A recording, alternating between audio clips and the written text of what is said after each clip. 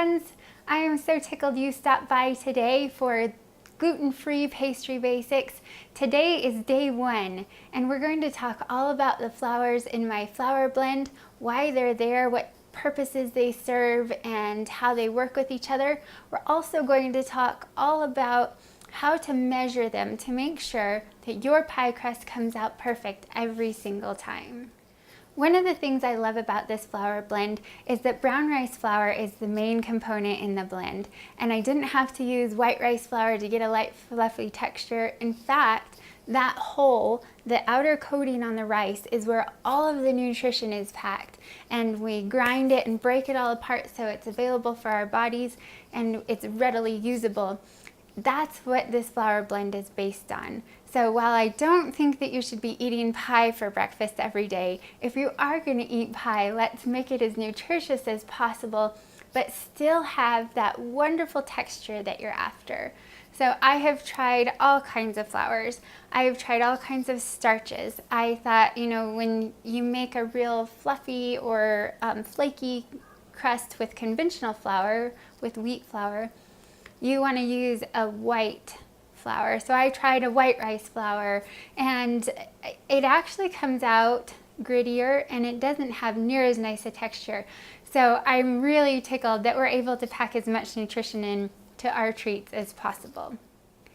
The next ingredient in our blend is potato starch. So we use 4 cups of the brown rice flour, 1 cup of potato starch. And the reason that we have the potato starch in there is because it does add some more airiness to the blend, and it also is our binder. So in wheat flour, you have gluten that holds everything together. That is what binds it, but that's also what upsets our stomach and causes all of the issues that we deal with.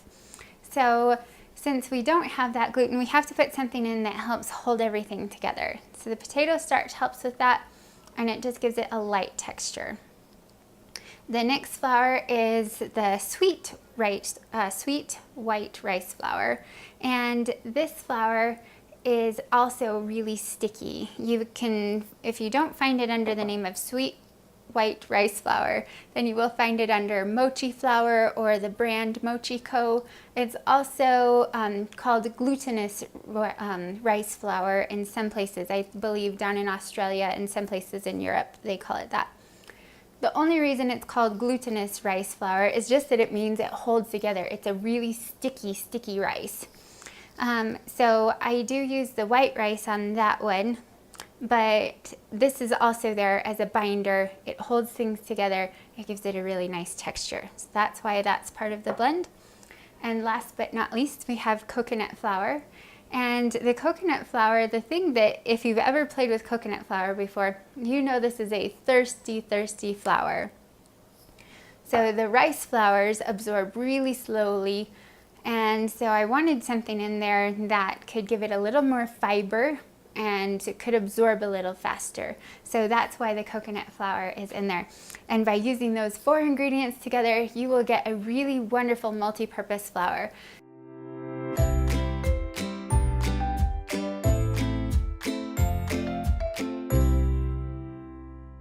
Okay, let's talk about the flour equivalency chart. This is all of the flours that we use in the blend, and they're just listed here with equivalents of a tablespoon, a 1/4 cup, a 1/2 cup, and 1 cup in ounces. So if you have a recipe and you'd like to measure it out in ounces or in grams, 1 cup of the brown rice flour would be 4 ounces. So that is how the top end of this works. Here's in grams, here's in ounces. And then down here, we have the blend. And the blend is listed out also in grams, in ounces, and in cups. So it makes it real easy for you guys to mix this up. And then what I've done, so here's the blend, and it's 1 batch. So 1 batch in grams, 1 batch in ounces, 1 batch in cups. And then I've gone ahead and multiplied it out for you here so you don't have to worry about any of the math on this. So let's say you wanted to make a 2 crust pie and you actually wanted to make two crust pies, you know you would need 2 batches of the flour blend to be able to do that. So instead of having to mix it twice or work out all of the math, we've got it in grams, and here in ounces, and here in cups. Now when I mix this together, I like to mix it in ounces.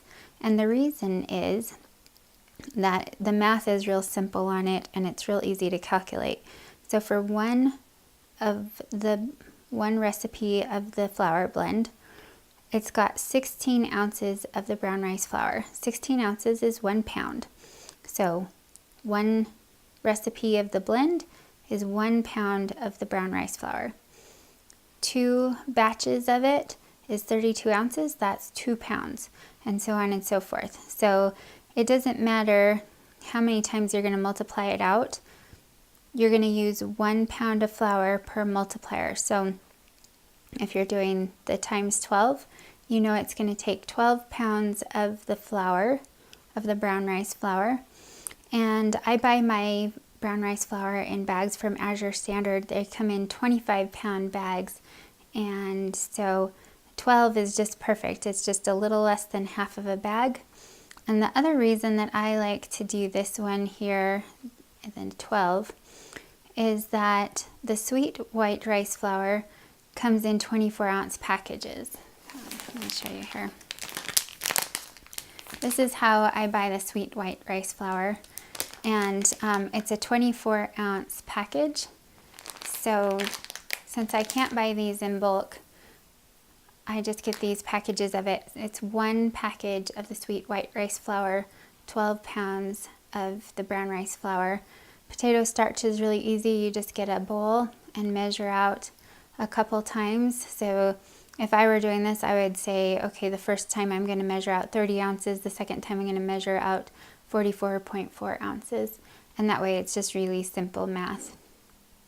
And then the coconut flour is 5.09. On all of these, I wanted to give you the accurate math on it, but I should also note that most scales are going to round up to 0.05, so there's not going to be, this says 0.0 or 0.42, it's going to read on your scale 0.45. This one, 2.54, is going to read 2.55, and this one here, 3.39, it'll read 3.40. So just round up to the nearest 5 over here on the in your ones place. So hopefully that's not too much math for you, but it's real easy. Just get it real close and you will be spot on. And if you don't want to do that, you can always go to the grams because it does measure those. So anyway, this is how this chart works. When we mix it up in the 5-gallon bucket, this is what we use. It fills by volume about 3 gallons of the bucket, and that gives you enough room to just take that bucket, and I tumble it end over end and mix it up really well. So I hope this is really useful for you and kind of simplifies the process.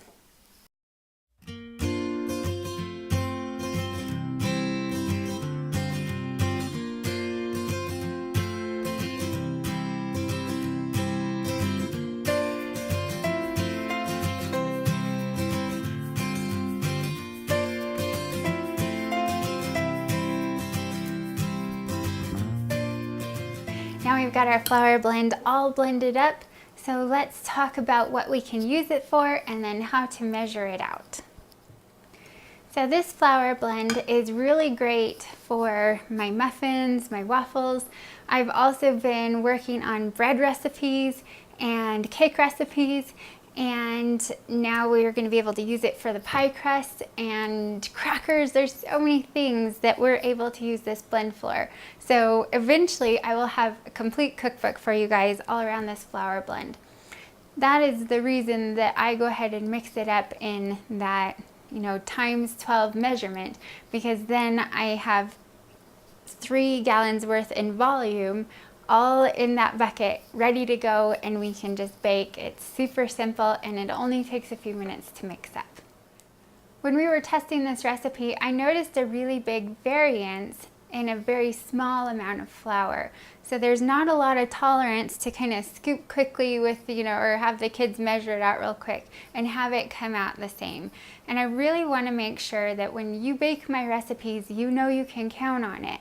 So I did all kinds of testing with different weights, and I tried, different measurements of water, and just to figure out all the ins and outs of exactly how this recipe works. And in doing all of that, I found that 13 ounces of flour is the sweet spot. It works beautifully.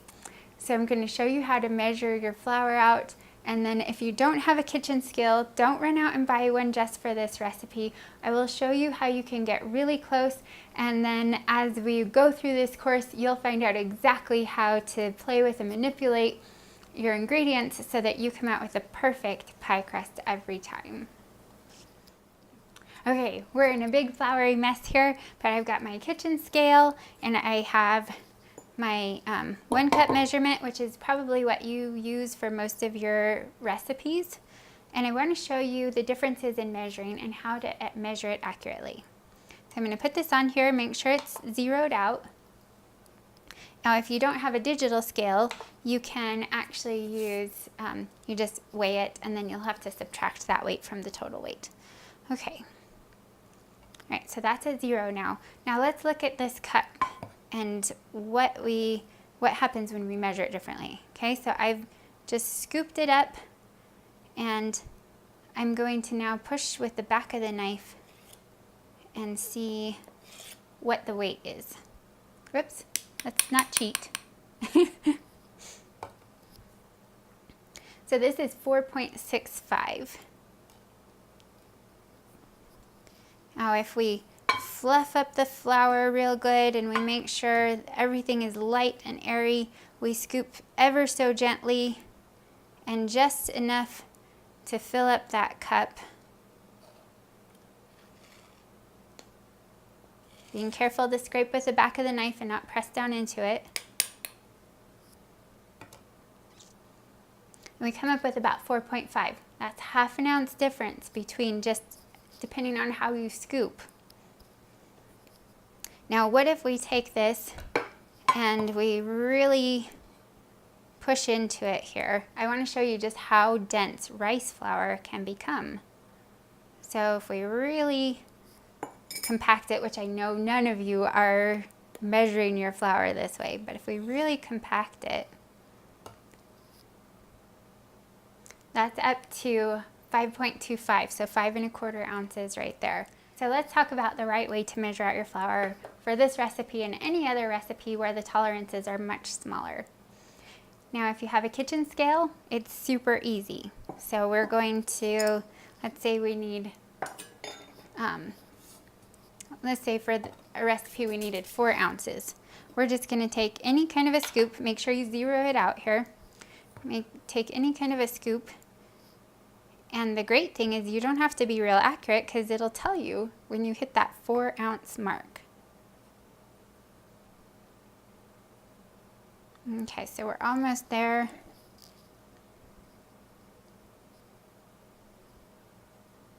There, we're right at 4 ounces now. So that's how you measure if you're measuring by weight. You can do it by ounces, you can do it by grams. Now what if you don't have a kitchen scale and you really want to bake a pie crust? I wanted to make sure that this is something you could still use. I don't want you to have to go out and buy equipment that you don't have in your kitchen. So let me show you another way that is very accurate. There's going to be some variance because like I said, you saw how that rice flour can really compact. Okay, so let's zero this off. All right. Now, the way that they'll teach you how to measure pastry flour is you scoop ever so gingerly and then you drop it in there. And you don't want to see the form of your spoon in there, otherwise it's too compacted. So it doesn't take too long, just get it filled up here. You see that was kind of dense. It happens so fast. Okay, that's enough to fill it. So without compressing it at all, then we're going to go ahead and scrape the top.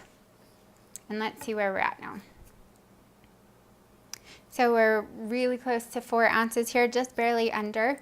And that is what we're looking for. You want about a 4-ounce cup. So that will work great. Just make sure that you take that time. You need to start by, get your whisk out, fluff that flour up, especially if you've had it sitting in a bucket. If you're like us and you mix up a big bucket, get in there, stir up the flour, and then you're gonna ever so gently just scoop that in there. And the good thing, if you're holding it over your flour bowl, you just scoop it until it's over full and then you dump it out. So that's not gonna be that much. If you see your spoon in it, you're scooping a little too hard. Okay, there we go. Knife. Just make sure it's even on all the edges and then scrape it off. Okay, this one's exactly spot on at 4. So you can see there's a little variance, but it's very small. It's not going to be like if you're smashing the flour into your cup because of the nature of rice flour and the way that it compacts. Now I'm so excited that you have invested in your gluten-free baking and you've purchased this course. I can't wait to go through this progression with you, to be able to build your skills, to build your confidence, and by the end of it you are going to be making beautiful decorative pies. So now that you know what all the flours are and what they're for, go gather those up, go find them at the store, and we will see you again tomorrow where we're going to start by making crackers. Now I know you bought a pie crust recipe, but there's a bit of a learning curve, and I really want you to get your hands in there and really learn how to manipulate that dough and get to understand the feel and the texture of it in a way that, if you're concerned about making sure you're rolling it out right and you can get it in the pie dish and then fruit involved and all of that kind of stuff, it can be kind of overwhelming. So we're just gonna roll it out onto a sheet, and your family will love the treat that you baked for them, and then we'll progress throughout the week from there. So thank you so much, and we will see you tomorrow. Bye.